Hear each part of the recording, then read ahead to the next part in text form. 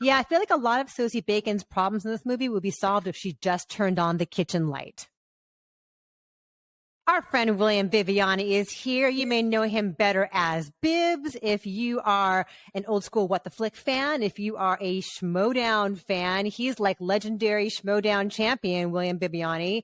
And he's here to join me to talk about Smile. If you have not yet subscribed, now is a great time to do it because friends like Bibs come by and visit us.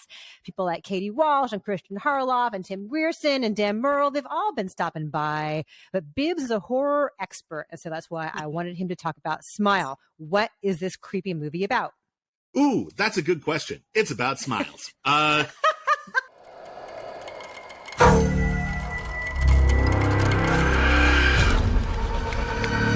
Smile is the feature film debut of Parker Finn. It is a story of a psychologist who witnesses something incredibly traumatic and begins seeing in its wake spectral entities that are just sort of weirdly, creepily smiling at you. If you've been watching a lot of baseball lately, they've been putting like weird smiling people in like the background just to sort of give you the vibe. However, there's more to it than that, and these weird, creepy, smiling entities are trying to convince her to do something absolutely terrible. It's a curse film. It's not entirely unlike something like, say, The Ring or Final Destination. She has to discover the source of this curse, what it means to her, before she or someone else horribly dies. It reminded me a lot of It Follows as well. Right? Yeah, where this thing happens to you and you pass it on, and then it goes on to the next person and someone's got to break that chain. Yeah, there aren't a lot. It's not a particularly prominent genre in the horror genre, the curse movie, but there are quite a few like really, really good ones. Drag Me to Hell is another one, The Killing of the Sacred Deer. And it's a really disturbing idea because there's something about it that there's no tangible like person responsible. There's no one in like a creepy mask that you can beat up. There's a situation that you've created for yourself. Sometimes it's karma, sometimes it's just horrible luck. And now here you are, you're screwed. And I think a lot of people can associate that with something they've been through in their lives because we all eventually encounter something in our lives that is absolutely terrible.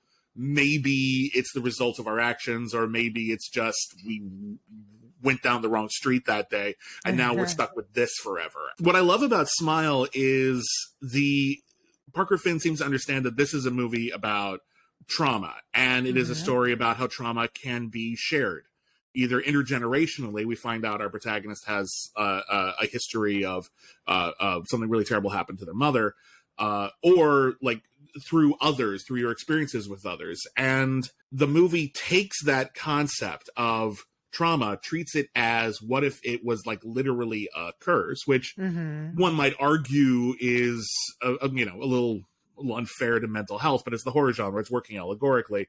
And then he uses that to inflict as much anxiety upon the audience as possible so that we, while we're watching Smile at least, are experiencing as much hell as the protagonist of Smile. And I think he does a really remarkable job, from the sound design to the incredibly off-putting camera work, to a series of jump scares, which I have to be honest, you said yourself, I'm a horror fan. I live and breathe horror. I love it to pieces. There are some jump scares in this movie I've never seen before. Like, genuinely clever. Yeah. I did not see that coming. You did a remarkable job. It's hard to pull off any jump scares at all, really. Because as a horror audience, we're just ready for it. Like, there's going to be a cat or something. Like, we know. But behind the refrigerator, you close the refrigerator door and someone's behind there. There's a shot in here where she opens the refrigerator and then she closes it, and you're like, oh, there's no one. I assume there'd be someone behind there. So always. But I think what Parker Finn appreciates that not every horror filmmaker does is a jump scare is not the end. It is the means to an end. And through the pervasive use of jump scares in this movie, he's not making you go like, okay, what a fun treat. What a roller coaster ride. He's actually wearing you down and exhausting you to the point that you have no more defenses left for the psychological horror element of the story. And I think that's really quite brilliant. It's also a pretty evocative reflection of what she herself is going through. Exactly. You feel like you are in her shoes with every jump scare because everything has set her on edge. Yeah, I feel like a lot of Sosie Bacon's problems in this movie would be solved if she just turned on the kitchen light. Right? It's so really dark. There's a moment in this movie where she's like looking down a hallway, like seeing if there's like a monster there, and then she like turns off the light to try to go to bed. I'm like, who turns off the light? Right. I slept Terrifying. I slept with the lights on for so long when I was a kid, just in case there was something to see, you know?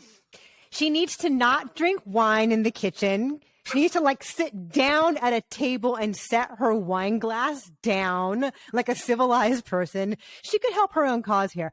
Yeah, I do agree with what you said about the use of jump scares because it can be a really gratuitous and kind of cheap device. And here, it is truly startling, and the sound design is like cranked up in screechy ways that again are germane to what she is going through. The camera work that you mentioned, a lot of it is quite inspired, but there is one trick that he really likes that I feel like he goes to a few times too many, where it's an overhead shot of like a car going down a road, and then the camera keeps following it like upside down, and all of a sudden like the trees are above us and the sky is below us. And the first time it's like, ooh, that was fun. And then he does it a few more times, like, okay, dude, we get it. You like the shot.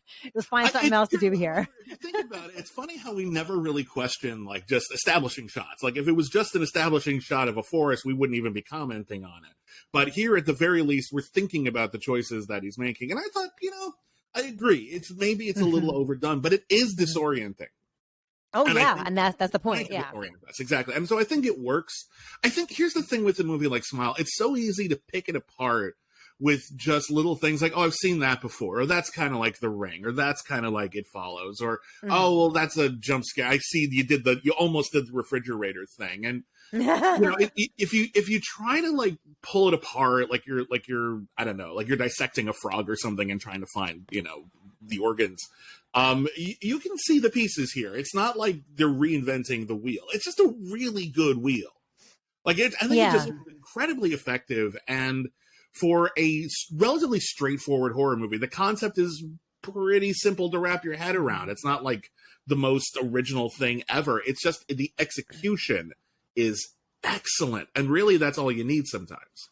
It is. And just the simplicity of that image, this thing that seems so benign and so warm, a smile, something that you greet somebody with when you want to connect with them, that they make it so sinister, is so simple and so deeply disturbing. And just the way that smile appears on people's faces that she thinks she can trust, and how that increases her sense of paranoia and her feeling that she can't trust anybody at all. I will say one thing, and I'm not going to spoil anything, but I feel like the logic of the film ultimately betrays her. I think they do not stick the landing here. And what she goes through is ultimately very frustrating for us as a viewer, because I feel like she does everything right. And I don't want to say anything more, but I left feeling like this could have been different. I hear your point. There's actually a couple of moments here where I thought they were building to maybe a twist ending that they didn't go for. And maybe it would have been good, maybe it wouldn't. I see your point, and without any spoilers whatsoever, I feel like there's a line earlier in the movie where our protagonist is speaking to her own therapist that covers that at the very least addresses it and says, this may be an issue. Whether or not that's an actual, whether it actually solves the problem, or is just a Band-Aid, or is maybe just a lampshade on it. It's up to you and your personal taste. But I do think that they at least were a little aware of it. What is your number, my friend? Yeah, I really like this movie. So I'm going to give it a 9. I think if you're a horror fan, you're really going to get something out of it. You're going to see something that's just exactly how to do this exact thing. However, it is really intense. So just a fair caveat for people who maybe are a little squeamish at horror movies. There's a lot of really intense imagery in this, a lot of really intense sound. It may be too much for some people, but for other people, it's going to be a great gauntlet.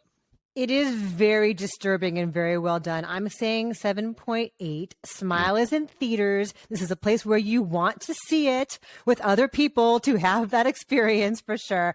And Bibs, we can find you in a lot of places. It's the Critically Acclaimed Network. We have a series of podcasts that are available for free over Apple, Spotify, whatever. And we have a Patreon with a bunch of exclusive podcasts at patreon.com/critically acclaimed network.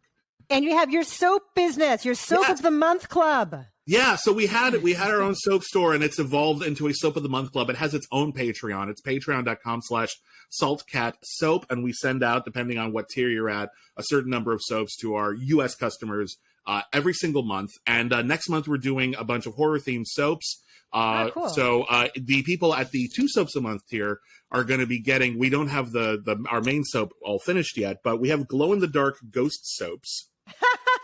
These actually glow in the dark.